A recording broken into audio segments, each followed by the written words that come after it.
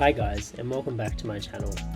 Today I'll be taking you through what a weekly cleaning looks like on my 300 litre mixed reef tank. I generally start by laying out some towels to ensure that water doesn't get all over the floors. Then I use just a simple gravel vac and siphon. This can be bought from most aquarium stores and is relatively cheap. In order to start the siphon, you just pump it up and down a few times to get the water flowing down the tube. I usually hold the gravel vac in my right hand, and with my left hand I'll squeeze the tube in order to control the water flow. I siphon the water into a 20 litre bucket because I use a 20 litre drum to fill it back up, so I know that I'm always taking out the same amount of water as I'm putting back in. I make my way slowly around the tank, being careful not to drop any sand onto any of the corals. I choose to keep my wave makers on during this process as it helps to keep a lot of the sediment suspended, which can be taken up by the filter later on. I try to do this once a week as it helps to keep the sand bed nice and healthy by mixing it. As well as vacuuming the sand bed, I also have a bunch of strom snails and spaghetti worms that help to keep the algal growth to a minimum on the sand.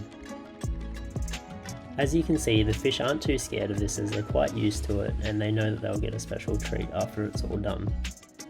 I'll also try to move sand around the tank, so if I've got a bunch of sand at the back, I'll try and move it forward. This keeps the sand moving around the tank and ensures that there's no dead or anoxic spots in the sand. If you do get a little bit of sand on corals, that is completely fine. You can just blow it off later, or most likely the corals will just get rid of it on their own. During a water change, some of my corals are left high and dry. However, I do not worry about this, as a lot of corals in the natural environment are exposed to air on a daily basis due to tides. While the water level is low, I take the opportunity to clean off any stubborn bits of algae or lime scale that are left on the tank. I slowly make my way around the tank, being careful not to scratch any of the glass. Algae is also a natural sink for a lot of phosphate, so going around and cleaning all the excess algae out of the tank, which can be removed by your filtration later on, is a good way of keeping your phosphates under control. The fish also love when I clean this, as they gather around and try and eat all the bits of algae that are coming off the tank. I use a metal scraper to clean the glass, however you must look after it and be careful when doing so, as it has the potential to scratch the glass quite badly.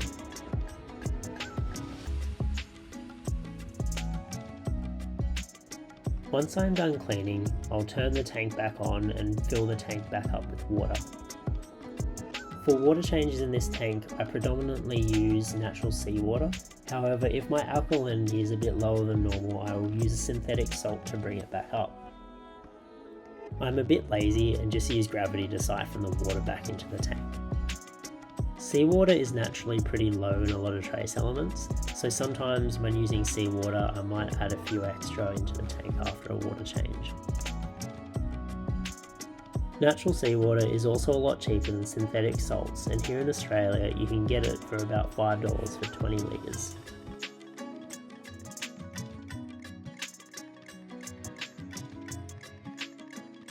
Once finished, I'll roll off the hoses and dispose of the wastewater. After this, I'll use my flipper magnet to go around and give the glass a thorough clean. I normally try and do all the edges first and then focus on the middle bits of the glass.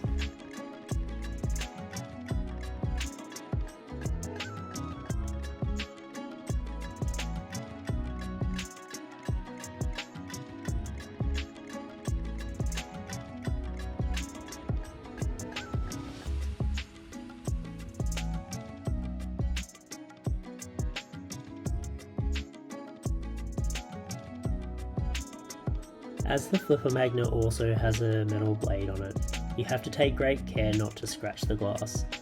Often sand can get caught in the blade, so it's important to sometimes give it a bit of a shake. I do this by pulling the handheld part away from the tank and shaking it to try and suspend the tank side in the water. This shakes out any sand.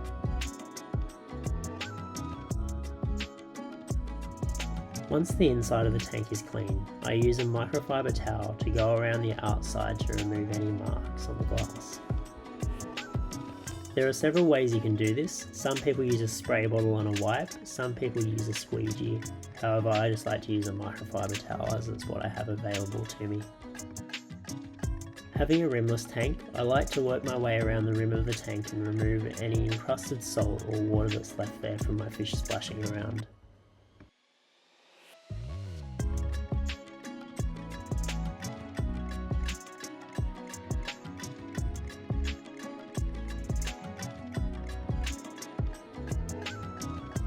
Because my corals are quite big, they'll often break apart in the tank and fall to the sand. I take this opportunity to go around the tank and pick up any of these bits that have fallen off. I'll then apply a standard super glue gel to the base of the coral, and then attach the coral to a new area of my rock work, making sure that it has a lot of room to grow and will not sting other corals.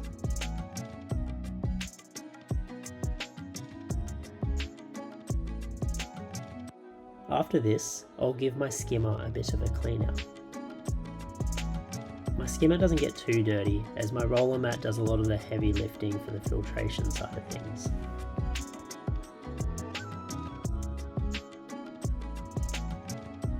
I will then top up the RO reservoir that is underneath the tank. In order to do this, I actually use another RO top-up system. I place the pump into my RO drum that I've just made, and then put the other end into my RO reservoir.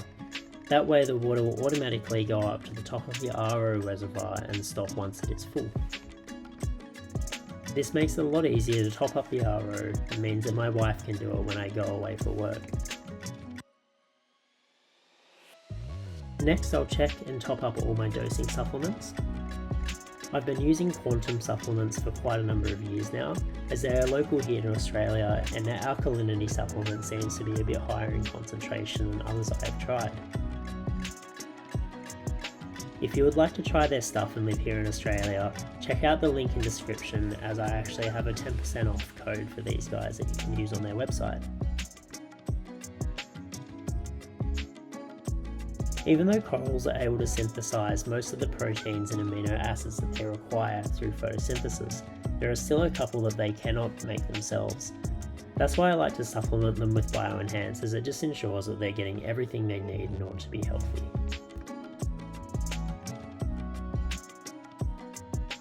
Combining this with a regular dosing regime ensures that your reef is getting all the nutrients that it requires.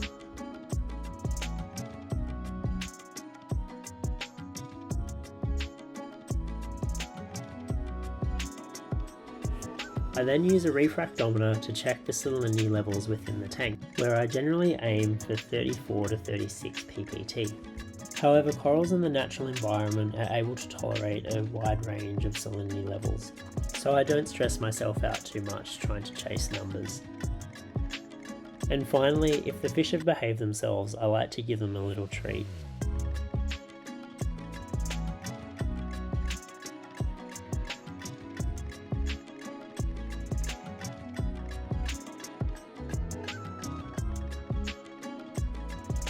Then I like to reward myself with a coffee. Thanks for watching guys, and if you have any questions, be sure to leave a comment in the comment section. If you would like to stay up to date with this tank as well as other projects I have planned for the future, then please hit the subscribe button.